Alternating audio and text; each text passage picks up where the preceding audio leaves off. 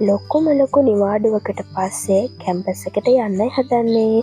ඉතින් ඔයාලත් යමු මාත් එක්ක. මම මේ පාර බස් එකේ යන්න නැතුව ට්‍රේන් එකේ යන්න තීරණය කළා. මොකද ලොකු නිවාඩුවකට පස්සේ බස් එකේ යනවා කියන එක නම් කරන්න බැරි වැඩක්. මොකද ගොඩාක් සෙනග යනවා. ඉතින් ට්‍රේන් එක තමයි හොඳම දේ කියලා මම හිතුවා. ඉතින් මම ට්‍රේන් එකේ යන්න හිතුවා. ඉතින් මෙන්න මේ වගේ ලස්සන වෙලාවල් මැදින් තමයි මට කැම්පස් එකට යන්නේ. කෑන ළමෙක් විදිහට අනිවාර්යෙන්ම අපි මොනම හරි අංශකින් අපේ උසස් අධ්‍යාපනය හදාරේ යුතුමයි. මොනම හරි වෘත්තියකින් අපි අපේ අධ්‍යාපනය කරගෙන ගියාට පස්සේ අපිට තියෙන වටිනාකම ගොඩක් වැඩි වෙනවා. කෑන ළමෙක් විදිහට අනිවාර්යෙන්ම අපි ඉගෙන ගන්න දේවල් අපේ ජීවිතයට ගොඩාක්ම වටිනවා. ඉතින් අපිට තියෙන වටිනාකම වැඩි වෙන්නේ අපි ඉගෙන ගන්න දේවල් නිසා. ඉතින් ඔයාලා අනිවාර්යෙන්ම මොනම හරි යුනිවර්සිටියකින් හරි එහෙම නැත්නම් ඩිප්ලෝමා මේ මොන හරි වුණත් ඔයාලා ඉගෙන ගන්න දෙයක් තියෙනවා නම් අනිවාර්යෙන්ම ඉගෙන ගන්න දෙයට කැප වෙලා ඉගෙන ගන්න. මොකද කවදා හරි දවසක අපිට ඉතුරු වෙන්නේ අපි ඉගෙනගත්ත දේවල්. මේව කවදාවත් කාලේ නාස්ති වෙන දේවල් නෙමෙයි. කවමදාවත් හිතන්න එපා ඔයා දෙයක් කරනවා නම් ඒක කාලේ නාස්ති කිරීමක් විදිහට. ඉතින් ඇයි අපි මේ දේවල් කියන්නේ? ගෑනු ළමයි විදිහට අපි ගැන අනිවාර්යෙන්ම හිතන්න ඕනේ. මේ දේවල් වලින් තමයි අපි අපේ ජීවිතයට වටිනාකමක් එකතු කරගන්නේ. මම ගෑනු ළමයි ගැනම කියවන්නේ. මමත් ගෑනු ළමෙක්. මමත් මගේ ජීවිතයට ගොඩාක් දේවල් එකතු කරගත්තේ මම මේ ඉගෙන ගන්න මම ඉස්සරහට යන්නේ මගේ ඉගෙන ගන්න තියෙන දේවල් වලින් තමයි.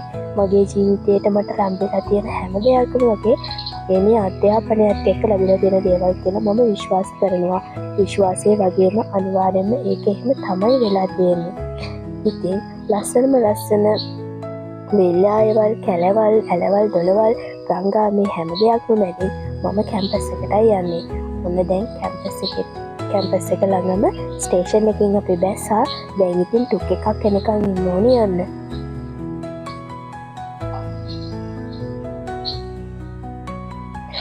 ඔන්න කොහොම හරි ටුක් එකක් අපි ආව හොස්ටල් එකට.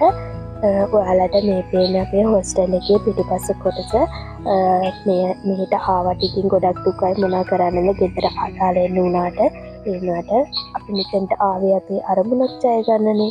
ඉතින් කොහොම හරි මේ අරමුණ ජය ගැනීමේ අදිෂ්ඨානයෙන් තමයි අලුත් නිවාඩුවෙන් පස්සේ අලුත් කොටස ආරම්භ වෙන්නේ. ඉතින් ගොඩාක් දුර ආවා ගොඩාක් මහන්සි. මුලින්ම අත් දෙක සෝද ගන්න ඕනේ. මට පුරුද්දක් තියෙනවා අනිවාර්යෙන්ම ෆැකල්ටි ගිහින් ආවට පස්සේ මුලින්ම මට ඉස්සෙල්ලාම කරන්න ඕනේ අත් දෙක සෝදන එක. ඒක මම පුරුද්දක් විදියට කරනවා. මගේ යාළුවෝ ගොඩක් වෙලාවට කියනවා ඔයා හැමදාම හෑන්ඩ් වොෂ් එකක් අතේ තියාගෙන එහාට මෙහාට යනවා. ඕක නම් නැති වෙන්නේ නැහැ ඔයාගේ අතේ කියලා. ඉතින් මම ඔයාලට පෙන්නන්න මගේ ආසම හෑන්ඩ් වොෂ් එක මේක ගොඩාක් සුවඳයි. ඒක නිසා තමයි මම මේකට ගොඩක්ම කැමති. මේ තියෙන මගේ හෑන්ඩ් වොෂ් එක දැන් නම් ගොඩක් ඉවරයි. ෂෙලෝ එකේ ඕකිඩ් එක මම කලින් පාවිච්චි කරා රෝස් එක. ඒකත් ගොඩක් සුවඳයි. මේ අනිත් එක.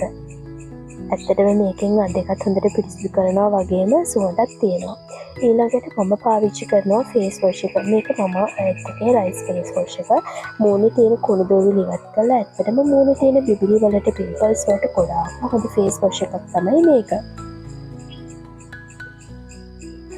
ඊළඟට මෙන්න මේ ලා ෆ්‍රෙෂ් එකේ ගෝල්ඩන් ස්ක්‍රබ් එක දැන් නම් පාවිච්චි කළා මම ගොඩාක් මේක ඉවර වෙලා තියෙන්නේ. තවම පොඩ්ඩයි තියෙන්නේ. ඇත්තටම මේක පාවිච්චි කරාට පස්සේ වෙනස්ම ලුක් එකක් එනවා. ගෝල්ඩන් ෂයින් ලුක් එකක් එනවා. මූණේ තියෙන කුණු දොවිලි ඉවත් කරන්න අපි අනිවාර්යයෙන්ම මේ වගේ දුර ගමනක් ආවට පස්සේ මූණ ස්ක්‍රබ් කරලා නම් පිරිසිදු කර ගන්න ඕනේ. ඊළඟට මෙන්න මේ වගේ පුංචි ටූල් එකක් මම පාවිච්චි කරනවා කණ්ණාඩියක්. මොකද වොෂ්රූම් එකේ තියෙන කණ්ණාඩිය මට නිකන් මදි වගේ. ඒ කියන්නේ මූණ ළඟටම මට ඕනේ හොඳට මූණ පැහැදිලිව මේ මූණේ තියෙන කුණු දොවිලි ඉවත් කරගන්න. මෙන්න මේ ටූල් එක නම් ඔයාලා දකින්න ඇති මගේ කලින් වීඩියෝ එක. මේක මගේ ෆස්ට් මෝඩ් එකෙන් මම ඕඩර් කරපු ගැජමැජික් එකක්. ඉතින් මේකත් මම මේ පාර පාවිච්චි කරන්න හිතුවා. බලමු අපි මේක පාවිච්චි කරලා. ඉතින් හොඳට මූණ සෝදලා පිරිසිදු වෙලා නාලා ඔක්කොම කරාට පස්සේ මම හවස අනිවාර්යෙන්ම කරන දෙයක් තමයි මූණ දුම් අල්ලන එක. මේකෙන් පිම්පල්ස් වලට තියෙන ඕපන් පෝස් වල පෙරලා තියෙන කුණු දූවිලි තියෙනවා නම් ඒවා ඉවත් කරලා පිම්පල්ස් හැදෙන එක ගොඩාක්ම වළක්වනවා. ඉතින් ලොකු වැඩ ගොඩාක් කරන්න තියෙන සතියක් තමයි ඉස්සරහට ආරම්භ වෙන්න හදන්නේ. ඉතින් මම හැම වෙලාවෙම උත්සාහ කරනවා ඔයාලට ජීවිතේ මම ඉගෙන ගන්න දේවල් ගොඩාක් දේවල් ඔයාලට වෙනුවෙන් අරගෙන එන්න. ඉතින් තවත් දවසක හම්බ වෙමු. එතකන් ගිහින් එන්නම්. ඔයාලට සුබ දවසක්.